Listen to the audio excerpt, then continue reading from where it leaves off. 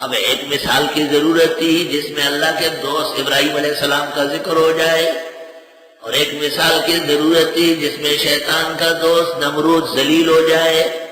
الم تر الی الذی حاج ابراہیم فی ربہ، آپ نے دیکھا نہیں اس شخص کو جو لڑنے لگا ابراہیم علیہ السلام سے ان کے رب کے بارے میں؟ ان آتاہ اللہ الملک، اس لیے کہ دی تھی ان کو اللہ نے ملک و سلطنت۔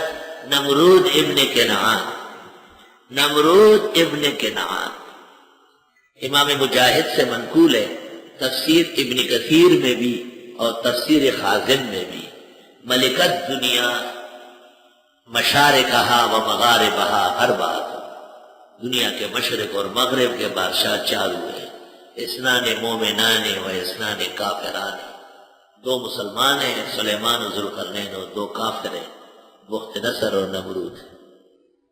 پشاور سے اوپر ایک پہاڑ ہے، اس کے نیچے ایک قلعے کے آثار ہیں، اور وہاں پر لکھا ہوا ہے جمروت، یہ اصل میں نمرود ہے، اس کا جو دارالخلافہ تھا وہ پشاور تھا۔ تاریخ میں یہ لکھا ہوا ہے کہ یہاں پشاور کے پہاڑوں میں اس کی بڑی علامات ہے۔ آپ نے دیکھا نہیں اس کو جو جھگڑتا تھا ابراہیم علیہ السلام سے ان کے رب کے بارے میں، کہ اللہ نے ان کو دی تھی سلطنت، ملک و سلطنت کے نشے میں مغرور متکبر۔ اذ قال ابراہیم ربی الذی یحیی و یمیت، جب کہا ابراہیم علیہ السلام نے میرا رب وہ ہے جو زندہ کرتے ہیں اور مارتے بھی۔ واہ کیا صفت بیان کی، احیاء اور اماتت اللہ کی قدرت کی دلیل ہے، کوئی اور نہیں کر سکتا۔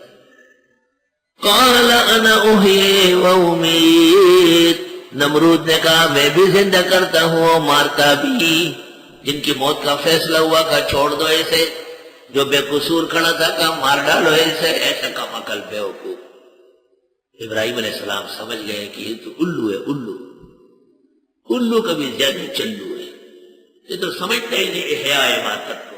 تو یہ قاعدہ ہے کہ جب مناظرے میں آپ کو پتہ چلے کہ خصم بےہودہ آدمی ہے، خوف ہو جائے گا آپ کو کہ قیمتی دلائل سمجھانا آسان نہیں ہے، مشکل ہو جائے گا۔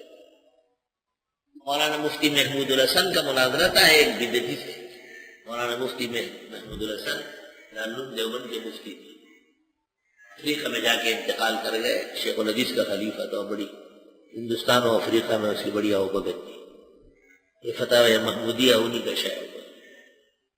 ہمارے مفتی محمود ان سے لاکھ درجے بڑھ کر فقیہ و محتاط تھے۔